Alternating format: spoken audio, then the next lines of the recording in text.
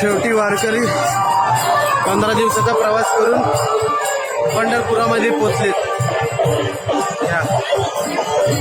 हे चंद्रभागा नदी ही आमची दिंडी नंबर 81 आणि सकाळचं जय हरी माऊली.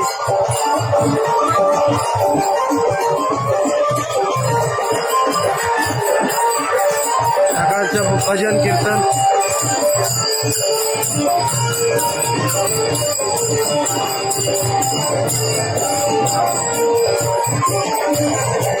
दिंडी नंबर 81.